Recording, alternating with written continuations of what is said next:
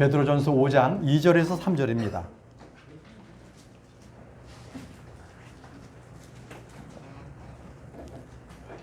베드로전서 5장 2절에서 3절.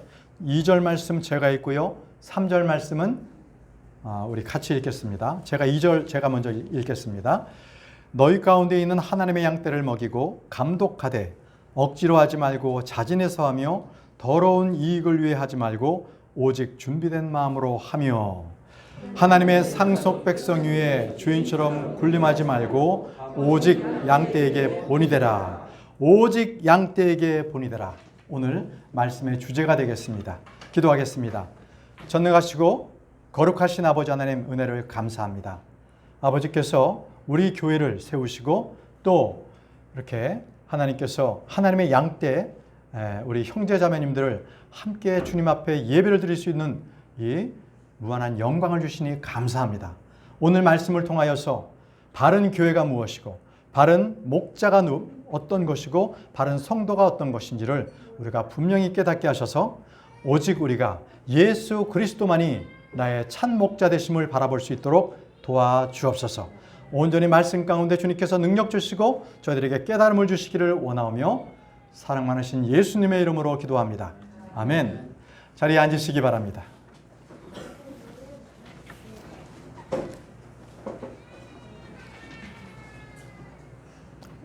광고에 말씀드린 대로 지난 월요일에 우리 교회에서 목사 안수식이 있었죠. 이제 6명의 안수위원과 여러 목사님들께서 오셔서 하나님께 감사를 드리는 참으로 기쁜 시간이었습니다.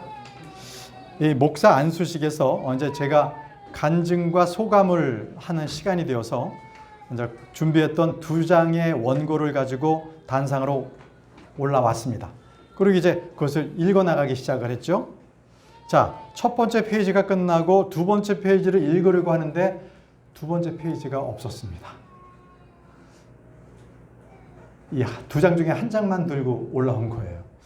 순간 좀 당황했습니다. 이거 어떡하지? 다시 내려가서 주워가지고 올까?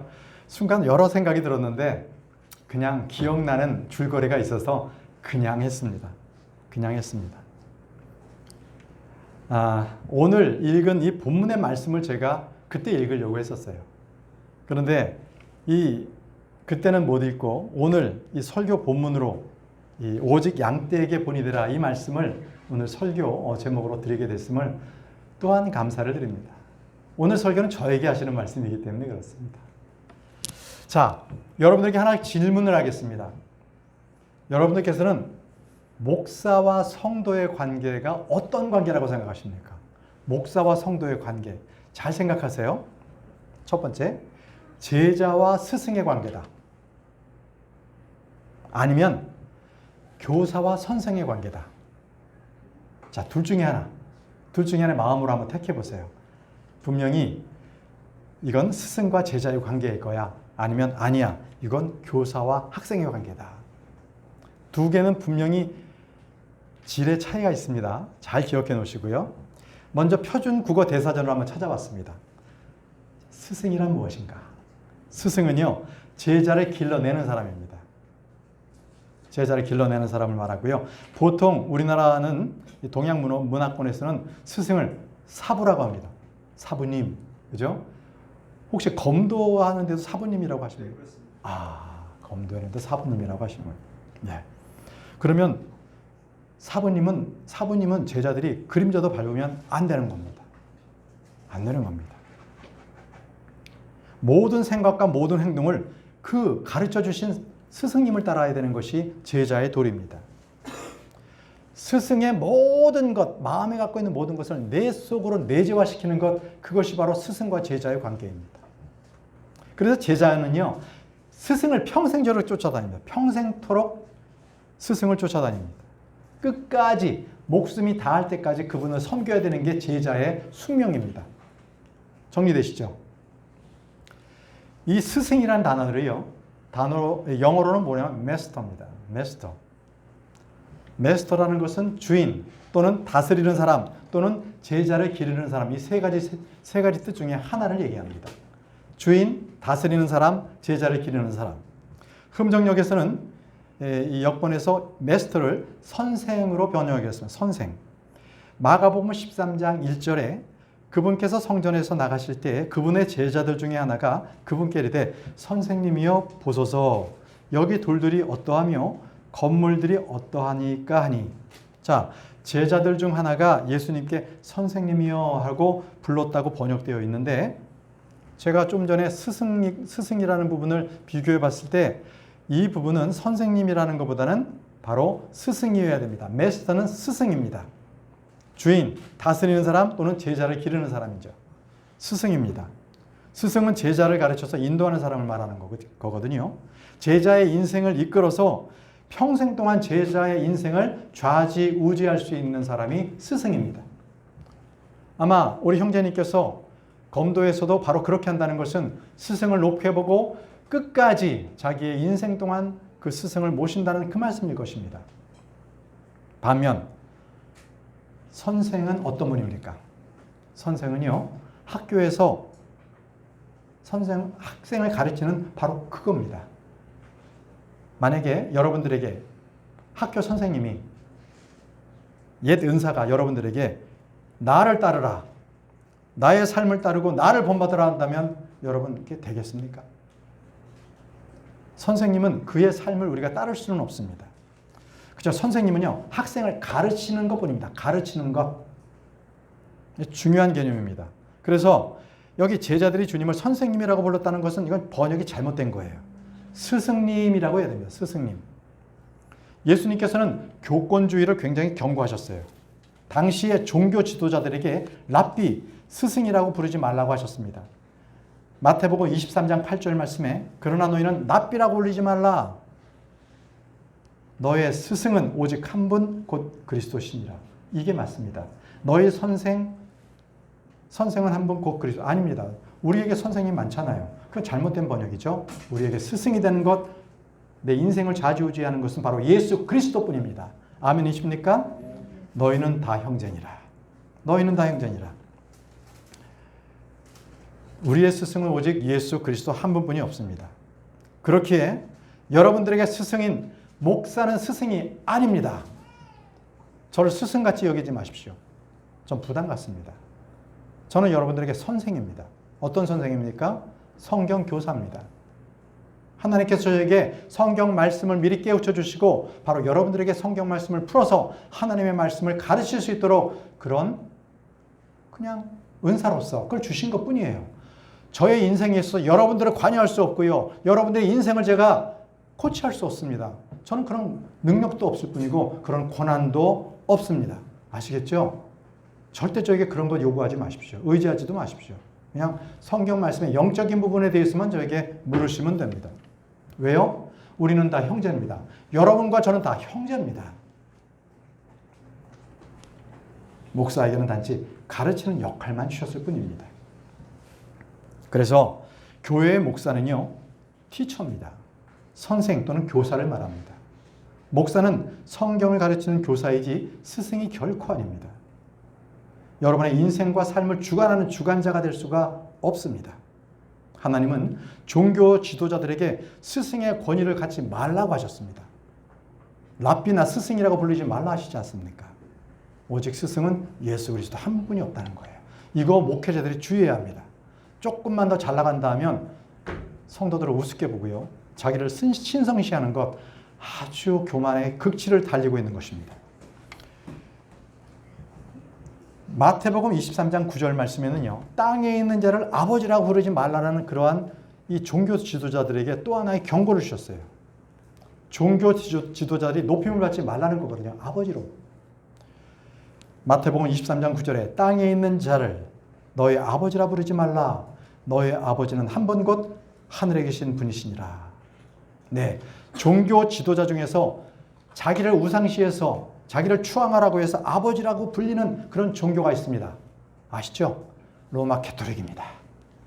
로마 캐톨릭은요, 교황을 아버지라 부릅니다. 라틴어로 파파, 이것은 아버지입니다. 아빠, 아버지입니다. 목사를 우상화하지 마십시오. 하나님께서는 목사가 지배하지 못하게 하셨습니다. 목사가 여러분들을 지배하지 못하도록 분명히 말씀해 주셨기 때문에 그것을 제가 지키지 않는다면 저는 하나님의 명령을 어기는 것이기 때문에 여기 계신 형제자매님들께서 언제든지 저를 가차없이 야단치셔야 합니다. 목사를 바로잡아야 합니다. 여러분, 목사가 여러분들을 지배한다면 그것은 이 교회가요, 니골라당이 되는 것입니다. 니골라당. 주님께서 극심히 미워하는, 증오하시는 것입니다. 하나님께서는 목사에게 스승이 되지 말라 하셨고 통치자의 권위도 주지 않았습니다.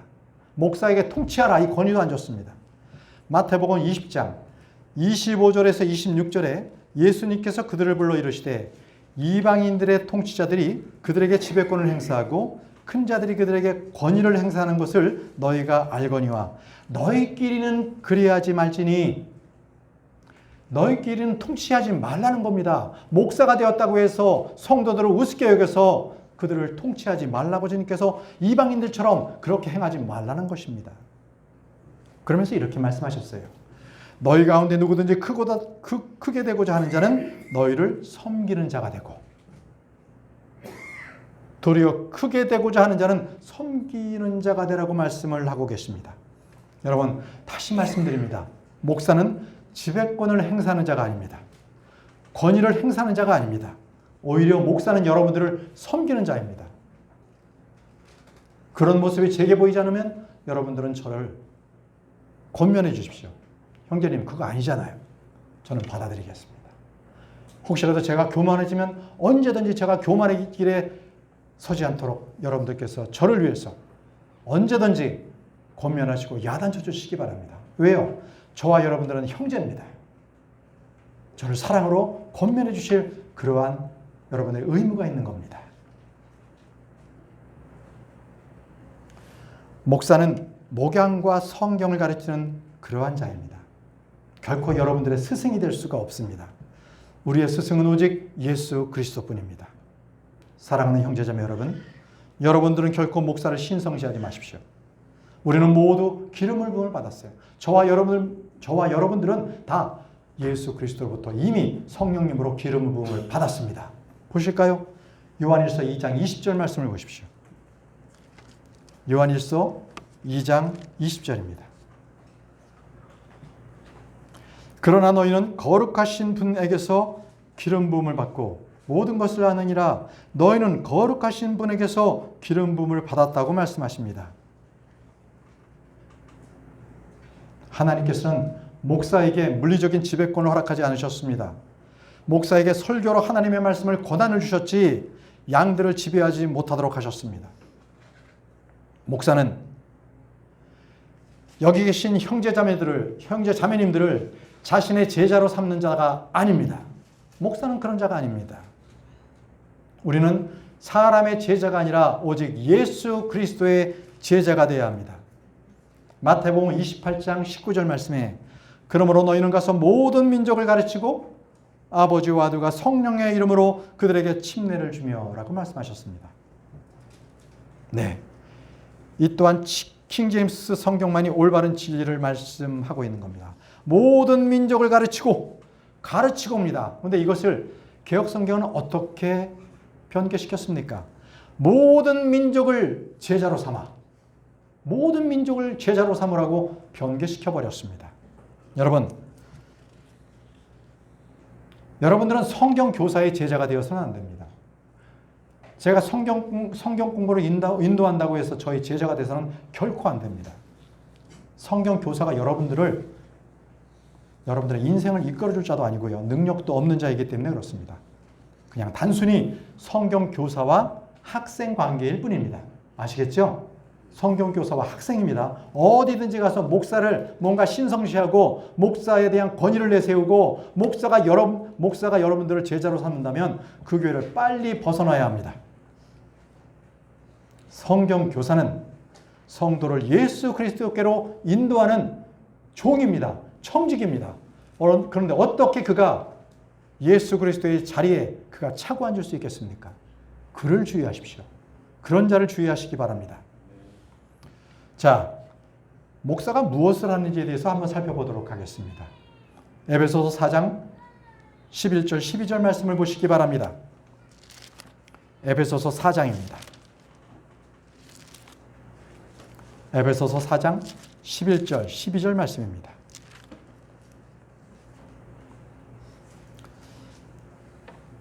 그분께서 더러는 사도로, 더러는 예언자로, 더러는 복음 전하는 자로, 더러는 복음 겸 교사로 주셨으니 이것은 성도들을 완전하게 하고 섬기는 일을 하게 하며 그리스도의 몸을 세우게 하려 하심이라. 여기서 제가 대언자로 되어 있는 것을 예언자라고 했습니다. 그죠? 대변인이 아닙니다. 하나님의 말씀을 전하는 자는 하나님의 말씀을 대변하는 것이 아니라 예언의 말씀을 전하는 사람입니다. 그 예언자가 맞습니다. 자, 여기 말씀을 보시면 목사와 교사는 겸직이죠. 목사 겸 교사를 주셨다고 말씀하셨습니다. 목사는 양들을 먹이고 감독하고 가르쳐야 합니다. 자, 감독의 요건 중에 하나가 가르치는 재능이 있어야 돼요. 아무리 본인이 목사가 되고 싶어도 성경 말씀을 가르치지 못하면 그는 자격이 없는 자입니다. 디모데전서 3장 2절에 그러므로 감독, 목사, 장로는 한 사람입니다. 그러므로 감독은 반드시 책망받을 것이 없으며 한 아내의 남편이며 깨어있으며 맑은 정신을 가지고 있으며 행실이 바르며 손님 대접하기를 힘쓰며 가르치는 재능이 있으며 가르치는 재능이 있는 것이 바로 감독인 목사로서 꼭 필요한 재능입니다.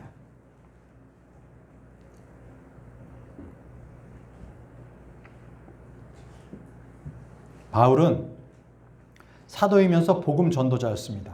그는 이방인들의 성경 교사였습니다. 디도와 디모데는요, 감독이면서 가르치는 자였습니다. 또 목사와 교사는 이 겸직이기 때문에 이 둘을 분리할 수가 없는 거죠. 주님께서는 목사들에게 세 가지에 대한 일을 하게 하셨습니다. 성도들을 완전하게 하라, 또 섬기는 일을 하라, 그리고 그리스도의 몸을 세우라. 이 세 가지를 주셨습니다. 성도들을 완전하게 하라, 섬기는 일을 하라, 그리고 그리스도의 몸을 세우라, 이겁니다.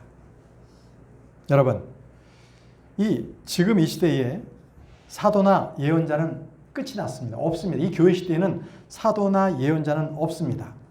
자기가 무슨 사도라고 하면 그거 가짜입니다. 예언자라고 한다면 그건 가짜 예언자입니다. 사도들은 죽을 때 사도들을 후대에 계승하지 않았고요. 내가 죽으니까 다시 사도를 세우지도 않았습니다.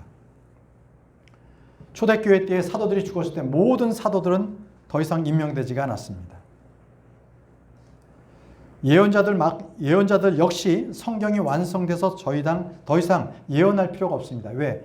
이 성경 말씀이 예언의 말씀이기 때문에 그렇습니다.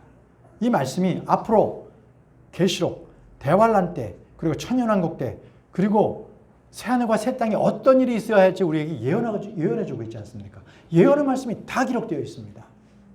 예, 우리는 이미 구약시대에 있었던 또는 예수님께서 십자가에 못 박히실 그 사건을 다 알고 있잖아요. 그러나 구약시대에 있어서 예언자들은 그것을 부지런히 탐구했어요. 어떤 일이 있을까? 미래에 있을 일들이니까. 그런데 우리는 그것을 다 기록을 통해서 역사적인 사건을 통해서 다 알고 있습니다. 이제 우리는 대환란에 대해서는 우리도 이제 기다리고 또 부활과 휴거에 대해서 우리는 기다리게 됩니다. 그렇죠?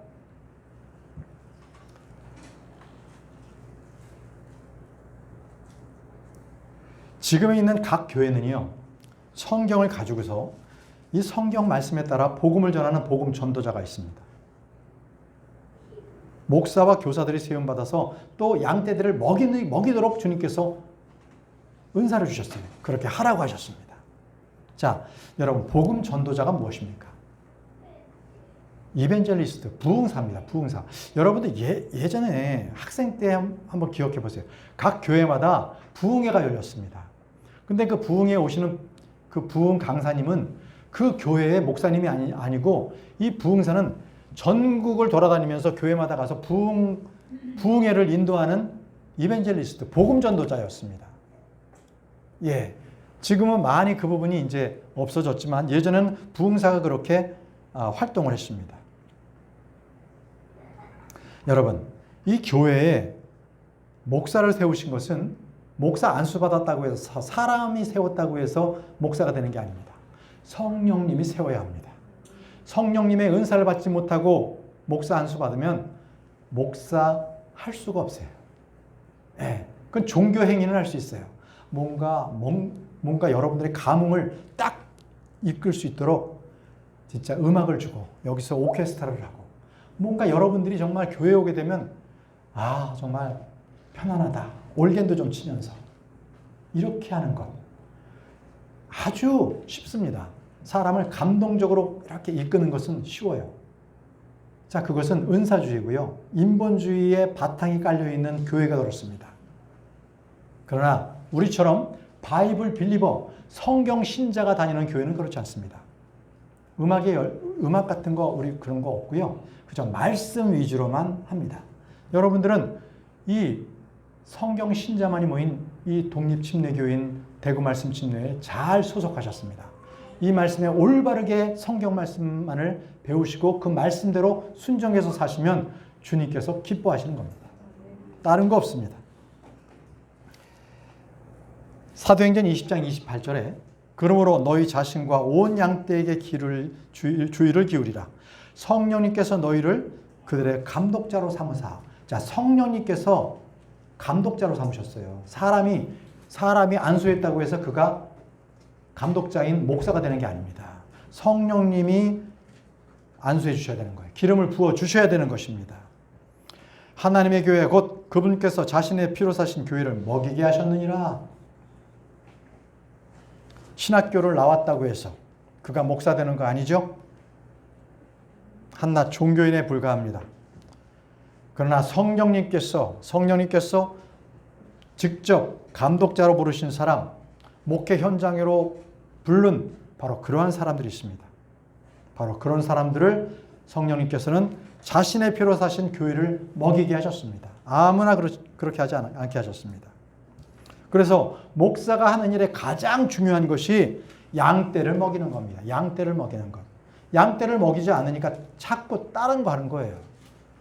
노노맹자를 자꾸 얘기하고 뭔가 세상에 재미있는 이슈를 끌어다가 이 설교하는 자리에서 자꾸 그걸 떠드는 거예요. 말씀이 없으니까. 종교적인 행위입니다. 여러분, 무엇으로 여러분들을 목사는 무엇으로 양떼를 먹여야 합니까?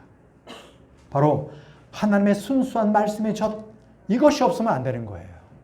여러분, 저를 위해 기도해 주십시오. 저는 언제나 여러분들에게 공급해 드리는 그러한 풍성한 하나님의 말씀, 그 말씀들이 끊이지 않도록 여러분들께서 그 순수한 말씀이 공급될 수 있도록 저를 위해 기도해 주시기 바랍니다.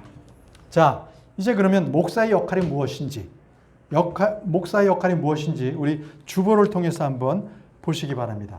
4가지로 정리했습니다. 목사의 역할. 말씀드린 대로 첫 번째는 주의 말씀을 양떼에게 먹이는 것입니다. 주님께서는 제자들을 향해서 이렇게 말씀하셨죠. 마가복음 6장 37절에 그분께서 그들에게 응답하여 이르시되 너희가 그들에게 주어 먹게 하라. 이렇게 말씀하셨습니다. 너희가 그들에게 주어 먹게 하라. 그렇습니다. 주의 종들은 양떼에게 먹을 것을 줘야 합니다. 그들을 먹여야 합니다. 그래서 주님께서는 베드로에게 내 양들을 먹이라고 말씀하셨습니다. 내 양들을 먹이라. 여러분들을 먹이는 것은 지금 이 시대에는 하나님께서 말씀을 주셔서 바로 목사를 통해서 여러분들을 말씀을 먹이도록 그렇게 하셨습니다. 바로 예수님께서 바로 이 목사를 자신의 종이요 청지기로 세우신 것입니다. 그래서 누가복음 12장 42절에 이렇게 말씀하셨습니다. 누가복음 12장 42절에 주께서 이르시되 그런즉 자기 주인으로부터 그의 집안 사람들을 넘겨받아, 그러니까 자기 게 아니에요. 주인의 것들을 넘겨받아 다스리며 제때 그들에게 그들 몫의 양식을 나누어 주는 것이 바로 청지기의 역할이죠. 신실하고 지혜로운 청지기가 누구냐? 청지기의 모습입니다.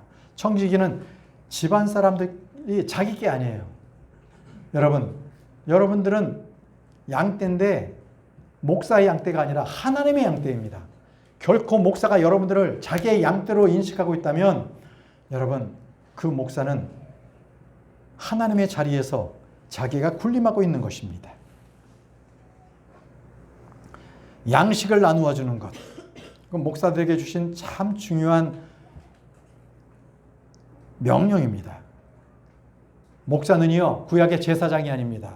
목사는 계급이 아닙니다. 목사는 군림하는 자나 믿음을 지배하는 자가 결코 아닙니다. 어떤 사람은 목사는 주의 기름 부음을 받은 종이라고 해서 은근하게 주장하기도 합니다. 뭔가 특별한 은사를 가진 양 그렇게 은근스럽게 그렇게 행동을 합니다. 그러나 신약교회에서 목사나 교사나 복음 전도자나 집사나 어떤 직책을 가지고 있든지 간에 그는 우월적인 지위를 갖고 그것을 지배하라는 것이 아닙니다. 그것은 성직자의 체계나 계급 체계나 지배 체제가 아닙니다. 우리 주님께서는 니골라당을 아주 증오하셨습니다. 계시록 2장 6절을 보십시오. 계시록 2장 6절. 계시록 2장 6절. 그러나 내게 이것이 있으니 곧 내가 니골라당의 행위를 증오하는도다. 여러분, 우리 지금 번역본에는 미워하는도다 라고 되어 있는데 킹제임스 성경에는 미워하는도다, dislike, 싫어해, 미워해 이거 아니고요. hate, 증오하다 라고 되어 있습니다. 증오합니다. 말씀을 올바르게 번역해야 합니다. 여러분, 우리 주님께서는 니골라당의 행위를 증오하십니다. 우리는 모두 형제입니다. 우리는 모두 지체입니다. 우리가 서로 계급을 지어서 있어서는 안 되는 것입니다. 우리는 모두 주님 안에서 한 동료요, 가족입니다. 하나님은 교회 내에서 어떤 사람이 높아져서 누군가를 지배하는 것을 증오하시는데요. 이 버가마 교회는 에베소 교회와는 달랐어요. 그래서 이 교회에서는 니골라당의 교리를 붙잡는 자리, 버가모 교회는 니골라당의 교리를 붙잡는 자들이 있었거든요. 주님께서는 그걸 증오하신다는 말씀을 바로 계시록 2장 15절에 이렇게 기록하고 있습니다. 바로 버가모 교회에 하신 말씀입니다. 이와 같이 내게도 니골라당의 교리를 붙잡는 자들이 있거니와 내가 그것을 증오하노라. 내가 그것을 증오하노라. 여러분, 니골라당의 교리를 갖고 있는 종교가 어디입니까? 로마 캐톨릭입니다. 생각해 보십시오. 교황 밑에 추기경이 있습니다. 추기경 밑에 주교가 있습니다. 주교 밑에 사제가 있습니다. 사제 밑에 부제가 있습니다. 순서대로 그렇게 딱 정렬시켜 놓았습니다. 그런데 이러한 직급 체제를 그대로 가지고 온 게 개신교회입니다. 개신교회. 그런데 이러한 직급 체계는 우리와 같은 독립침례교회에서는 어림도 없습니다. 용납되지 않습니다. 자, 성경 신자들은 우리 주님께서 제자들에게 뭐라고 부르셨는지를 잘 기억해야 합니다. 요한복음 20장 10절, 17절 말씀을 제가 읽어보겠습니다. 우리 주님께서 바로 제자들에게 뭐라고 부르시면서 승천하셨는지를 들어보십시오. 요한복음 20장 17절 말씀을 제가 읽겠습니다. 예수님께서 그녀에게 이르시되 내게 손대지 말라. 내가 아직 내 아버지께로 올라가지 아니하였노라. 다만 내 형제들에게 가서 그들에게 이르되 내가 내 아버지 곧 너희 아버지 내 하나님 곧 너희 하나님께로 올라간다 하라 하시니 제자들에게 내 형제라고 했습니다. 내 형제들에게 가서 일러라 라고 이 자매들에게 얘기한 거죠. 자매에게. 주님은 분명히 하나님의 말씀을 듣고 그걸 행하는 사람들을 내 형제라고 했습니다. 베드로는 바울을 형제 바울이라고 불렀습니다. 베드로후서 3장 15절에 또 우리 주의 오래 참으심이 구원인 줄로 여기라. 심지어 우리가 사랑하는 형제 바울도 우리가 받은 지혜대로 너에게 같이 썼고. 자, 우리를 서로 형제, 자매, 우리는 이렇게 불러야 하는 겁니다. 네, 그것이 가장 좋은 이름입니다. 목사들에게요, 성도를 돌보라고 하신 것은 그 양떼가 자신의 것이 아닙니다. 목사의 것이 아닙니다. 바로 하나님의 양떼를 이렇게 위임받은 거예요. 그래서 예수님께서는 모든 목자의 장이 되십니다. 베드로전서 5장 4절 말씀에 그리하면 목자장께서 나타나실 때에 너희가 사라지지 아니하는 영광의 관을 받으리라고 했습니다. 목자장, 주님을 목자장이라고 했습니다. 하나님의 양떼를 먹이고 감독하고 본이 되는 자는 혼의 목자여 감독자시며 목자장이신 예수 그리스도께서 다시 오실 때에 보상을 받을 것입니다. 하나님의 양떼를 먹이고 돌보고 감독하고 본이 된 목자들은 주님이 오실 때에 사라지지 않는 영광의 관을 받게 됩니다. 우리는 모두 이러한 왕관을 받아야 되지 않겠습니까? 그러기 위해서는 우리는 모두 절제해야 합니다. 인내하고 시험을 견디십시오. 그리고 혼을 얻고 주의 재림을 기다리며 하나님의 양떼를 여러분 함께 돌보고 여러분 먹여야 합니다. 그래야만 우리는 저 하늘에서 우리가 관을 얻습니다. 왕관을 얻습니다. 그리고 주님께서 다시 오실 때 이 땅에서는요, 왕과 제사장으로 천년왕국 동안 우리는 통치하게 됩니다. 주님과 함께 통치하게 되는 것이 바로 우리의 영광이 됩니다. 두 번째, 목사는 양떼를 먹이기도 하지만 감독도 합니다. 감독. 베드로전서 5장 2절 말씀입니다. 베드로전서 5장 2절 말씀을 보겠습니다. 너희 가운데 있는 하나님의 양떼를 먹이고 감독하되 억지로 하지 말고 자진해서 하며 더러운 이익을 위해서 하지 말고 오직 준비된 마음으로 하며. 여러분, 감독한다는 게 뭘까요? 우리 형제님 공사 현장에서 큰 일을 하시는데 인부들을 감독하시잖아요. 그죠? 자, 이 주님께서 양떼를 감독하라는 것은요, 분명하게 이렇게 말씀하십니다. 감독하는 것은 양떼 위에 군림하는 것이 아니라 도리어 양떼가 잘못되는 방향으로 가지 않도록 잘 보살피라는 거예요. 양떼가 잘못된 길로 가지 않도록 보살피는 것이 바로 감독해라. 목동이 양을 감독하듯이 그렇게 교회의 양들을 감독하라는 것입니다. 양떼 위에 군림하지 말라는 겁니다. 그래서 목사는요, 자진하는 마음이 있어야 돼요. 자진하는 마음이. 뭔가 교회에 어려운 일이 있다고 해서 이 길이 아닌가 보다 하고서 그냥 교회를 내팽개치고 그냥 도망가는 목사들, 그거는 자진해서 한 자가 아닙니다. 주님께서 부르신 자가 아닌 겁니다. 그리고요, 이 목사를요, 직업으로 삼아서는 안 됩니다. 목사는 직업이 아닙니다. 하나님께서 주신 소명으로 그 일을 가야 되는 겁니다. 세 번째입니다. 목사는 더러운 이익을 추구하지 않아야 됩니다. 더러운 이익을 위해서 하지 말아야 합니다. 목사는 이 땅에서 자기 이익을 추구해서도 안 되고요, 더러운 이익을 탐내서도 안 됩니다. 더러운 이익에 빠지지도 않아야 합니다. 디도서에 보게 되면 더러운 이익을 얻기 위해서 가르치는 자들이 나옵니다. 디도서 1장 10절에서 11절 말씀에 제멋대로 행하며 헛된 말을 하고 속이는 자들이 많은데, 많다고 하죠. 많은 자들입니다. 특히 할례자들에 속한 자들이 이러하니 너희는 반드시 그들의 입을 막아야 하느니라. 잘못된 이익을 추구하는 자들의 입을 막으라는 겁니다. 이런 자들은 온 더러운 이익을 얻으려고 자기들이 마땅히 가르쳐서는 안 될 것을 가르쳐 가정들을 온통 뒤덮는도다.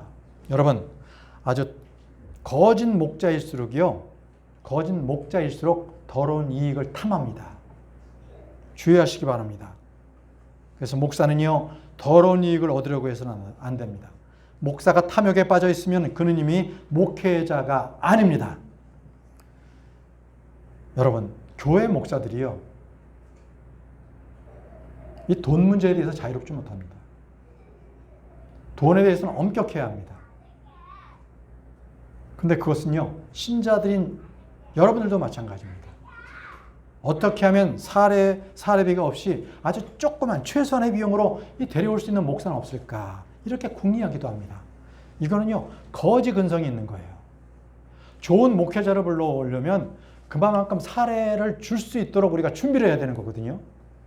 근데 그 준비도 없으면서 그냥 아주 좋은 목회자 오기를 바라지만 사례비는 조금만 줘. 그럼 올 수 있는 목회자가 없습니다. 다시 목회자는요, 마음에 탐욕이 없어야 하고 이익을 위해 일하지 않아야 됩니다. 어떤 목회자는 이득이 경건이라고 합니다. 참 문제가 많은 목회자입니다.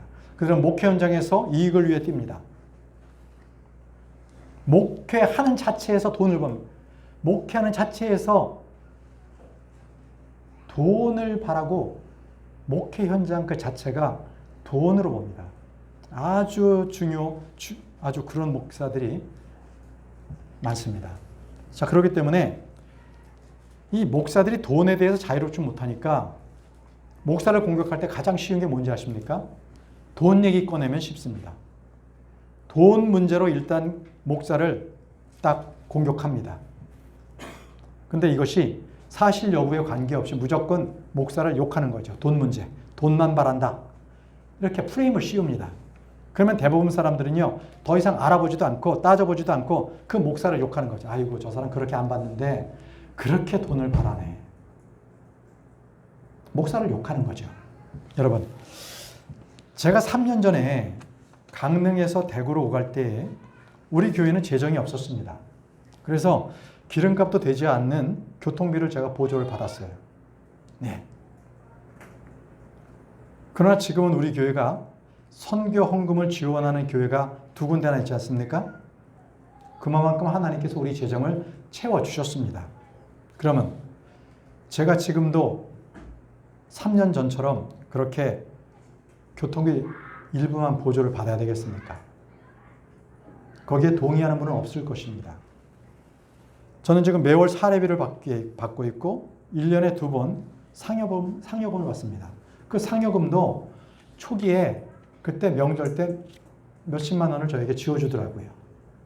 그게 전통이 돼서 그냥 받게 된 겁니다. 몇십만 원 그냥 받습니다. 근데 그걸 상여금을 받는다고 저를 욕하더라고요. 또 다른 교회 사람들이 우리 교회나 저에 대해서 사례비나 상여금밖에 모르는 사람이다. 돈밖에 모르는 사람이다. 탐욕이 가득한 사람이라는 식으로 그렇게 공격을 하고 있습니다. 참 희한한 일이죠. 그 사람들이 우리 교회의 재정을 얼마나 알기에 왜 이렇게 공격을 하는 겁니까? 그렇다면 그 사람들은 제가 3년 전처럼 교통비 조금만 받고 그냥 있으라는 겁니까? 우리 교회는요, 적은 양무리가 모여있는 교회입니다. 하지만요, 재무의 투명성만큼은 정확하게 합니다. 우리는 재무위원들이 있습니다. 교회 재정에 따라서 그 재정위원들이 매년 교회 재정 상태에 따라서 사례비를 책정합니다. 매월 6월마다 책정합니다. 여러분들께서도 매년 우리 재정위원들을 바꾸거든요. 1년씩 합니다. 오래 두면 그게 뭔가 직위가 있느냐 잘못돼서 1년씩 바꿉니다. 자, 이제 내년도에 재정위원들이 바뀔 텐데 그런 분들도 6월 되면 목회자가 이 교회 재정이 어려우면 목회자 월급을 깎으십시오. 교회 재정이 더해졌으면 목회자가 적정 수준을 다시 한번 판단하셔야 됩니다. 이렇게 해야 합니다. 우리는 재정위원들에게 모든 권한을 드립니다. 그런데 왜 그 일로 다른 교회가 우리 교회를 공격합니까? 저는 우리 교회를 공격하는 교회에 이렇게 묻겠습니다. 그 교회는 재무위원들이 구성되어 있습니까? 헌금 통장이 교회 이름으로 되어 있는 법인 통장이 있습니까? 또 입출금에 대한 현황을 목사가 아닌 형제들이 투명하게 관리하고 있습니까? 이걸 묻고 싶어요. 그렇지 않은 교회라면 저희 교회 욕하지 마십시오. 우리 교회는 그렇게 합니다. 투명하게, 저도 재정연합이 어떻게 되는지는 우리 재정위원 형제님께서 한 달에 한 번 발표할 때 저도 그때 합니다. 재정의 흐름을 몰라요. 우리는 모두 다 형제이기 때문에 똑같이 목회자라고 뭔가 먼저 알고 목회자에게 뭔가 그 권위를 주고 없습니다. 자, 저희 교회를 욕하는 분들은 그 부분을 잘 생각하셔야 합니다. 저 또한이요, 사례비를 더 이상 받고 싶을 생각이 없습니다. 하나님께서 저를 먹여주시고 입혀주시기 때문에 저는 그걸로도 충분합니다. 그러나 저는 우리 교회 성도님들에게 부탁을 드리는 것은 차기 목사, 다음번 목사에 대해서는 그렇게 하지 마십시오. 좋은 대우를 하십시오. 저는 지금 최저임금에도 미치지 못하는 사례비를 받고 있습니다. 그러나 후임 목회자에게는 아이를 키우면서 생활할 수 있는 그런 사례비는 줘야 합니다. 고린도전서 9장 14절에 이와 같이 주께서도 복음을 선포하는 자들이 복음으로 살 것을 정하셨느니라. 차기 목사는요, 복음으로 살 수 있도록 인색하지 않게 교회 재정이 허락하는 한 최대한 예우를 해줄 것을 부탁을 드립니다. 네 번째입니다. 목사는 하나님의 상속 백성 위에 군림하지 말고 양떼에게 본이 되어야 합니다. 베드로전서 5장 3절 말씀을 보십시오. 하나님의 상속 백성 위에 주인처럼 군림하지 말고 오직 양떼에게 본이 되라. 여러분, 서두에 제가 목사는 결코 여러분들의 스승이 아니라고 말씀드렸죠? 여러분들의 성경 교사일 뿐입니다. 결코 목사를 여러분들의 영적 권위자로 여기지 마십시오. 여러분들을 통치하는 자로 여기지 마시기 바랍니다. 만약에 그러한 목사가 있다면 그는 하나님의 상속 백성 위에 자기가 군림하는 것입니다. 아주 불법을 자행하고 있는 자입니다. 교회 목사란 결코 그러한 자리가 아닙니다. 섬기라는 자리입니다. 목사가 양떼 위에 군림하는 것이 아니라 도리어 양떼에게 본이 되어야 하는 그런 자리입니다. 그래서 사도 바울은 말하기를 고린도후서 1장 24절 말씀에 우리는 너희의 믿음을 지배하는 자가 되려 하지 아니하고 오직 너희의 기쁨을 돕는 자가 되려 하나니 너희는 믿음으로 서느니라. 그렇습니다. 목사는 지배하는 자가 아니라 본을 보이는 자, 군림하는 자가 아니라 돕는 자가 되어야 되는 것입니다. 사도 바울은 주 예수 그리스도의 사도였습니다. 그러나 그는 어느 누구도 지배하지 않았습니다. 그가 주께 받은 직분, 은사, 권능 모두를 성도들을 섬기는 데 썼습니다. 고린도후서 13장 10절 말씀에 그러므로 내가 떠나 있을 때 이것들을 쓰는 것은 주께서 무너뜨리는 데 쓰지 말고 세우는 데 쓰라고 내게 주신 권능에 따라 너희와 함께 있을 때에 엄하게 대하지 아니하게 하려 합니다. 너희와 함께 있을 때 괜히 으쓱대면서 엄하게 대하지 않는다는 겁니다. 도리어 겸손하게 섬겼다는 겁니다. 주님께서 이 교회의 목사인 제게 주신 권능은 역시 여러분들을 무너뜨리라고 주신데 쓰라고 주신 것이 아닙니다. 도리어 양떼를 먹이고 가르치고 감독하고 돌보고 세우고 본이 되라는 것입니다. 여러분, 양떼 위에 군림하고 있는 목사라면, 이익을 추구하고 있는 목사라면 그는 사역자가 아닙니다. 여러분 모두는 제가 바른 목사가 될 수 있도록 사랑으로 기도해 주시기 바랍니다. 자, 이제 말씀을 정리하겠습니다. 이제 그럼 여러분들은 어떻게 목사를 대해야 되겠습니까? 갑자기 목사 안수를 받았다고 해서 저를 목사라고 부르지 마십시오. 지금 저는 똑같이 형제라고 불러도 친근하게 그걸 부르는 겁니다. 전혀 목사를 여러분 뭔가 영적 우월감이 있는 사람으로 절대 여기지 마시기 바랍니다. 여러분, 이미 지난 목사 안수식 때에 여러 목사님들께서 우리에게 권면해 주셨습니다. 성도들은 어떻게 목사를 대해야 하는가? 첫 번째, 여러분들은 목사를 높여서 우상화시키지 마십시오. 목사를 높이지 마십시오. 목사들 중에는요, 성도들에게 자기의 높임을 은근히 과시하는 자가 있습니다. 또는 다른 목사를 비판해서 자기가 높임을 받으려는 목사들이 아주 많습니다. 여러분들은 그런 목사를 우러러보지도 마시고 두려워하지도 마십시오. 여러분들은 그런 자들의 제자가 되거나 종이 되서는 안 됩니다. 목사는 교회의 지배자, 통치자, 머리가 아니기 때문입니다. 교회 머리는 오직 예수 그리스도십니다. 교회 반석은 예수 그리스도십니다. 목양자와 교사로서의 목사는 주의 종입니다. 청직입니다. 그렇기 때문에 먹이고 돌보고 감독하는 일, 그 일만 하면 됩니다. 남에게 자기를 높일 필요가 없습니다.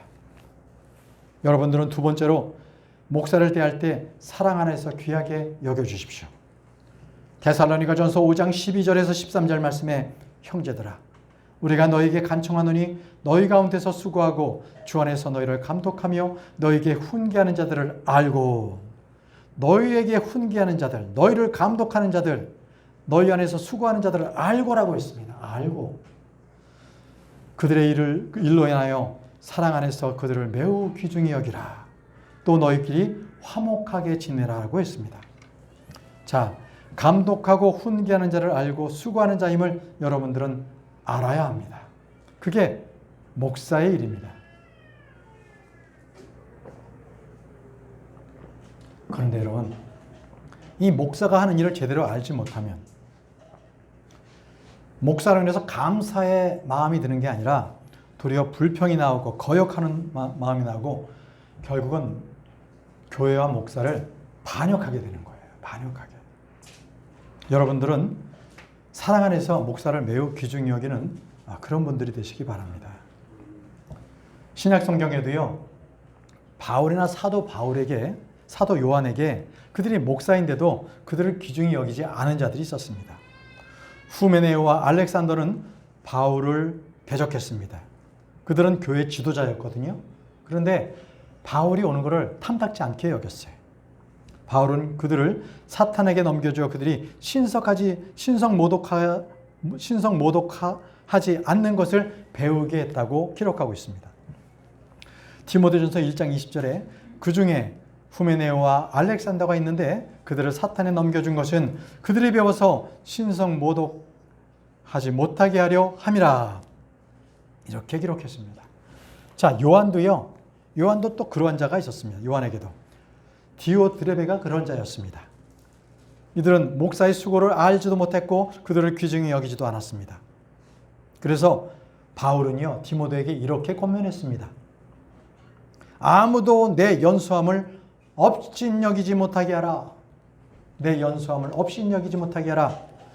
디모데전서 4장 12절 말씀에 아무도 내 연수함을 업신여기지 못하게 하고 오직 너는 말과 행실로 사랑과 영과 믿음과 순결해서 믿는 자들의 본이 되라. 디도에게도 동일하게 당부했습니다. 아무도 너를 업신여기지 못하게 하라. 이렇게 사도 바울은 디도에게도 당부했던 겁니다. 여러분, 우리는 모두 선한 말씀을 따르시기 바랍니다. 부탁을 드립니다. 사랑하는 성도 여러분, 여러분들은 베베와 같은 신실한 자가 되기를 원합니다. 로마서 16장 1, 2절 말씀에 내가 갱그레에 있는 교회의 종이 뭡니까? 교회를 섬기는 자를 말합니다. 내가 갱그레에 있는 교회의 종 우리의 자매 베베를 너희에게 추천하노니 너희는 주 안에서 성도의 마땅한 도리로 그녀를 받아들이고 무슨 일에서든지 그녀가 너희를 필요로 하거든 그녀를 도울지니라. 그녀가 많은 사랑과 나의 구조자가 되었느니라. 그녀가 많은 사랑과 나의 구조자가 되었느니라. 섬기는 자였습니다. 여러분 개개인은 교회를 혼란시키는 자가 아니라 베베처럼 교회를 섬기는 자가 되시고 교회를 세우는 자가 되시기를 부탁드립니다.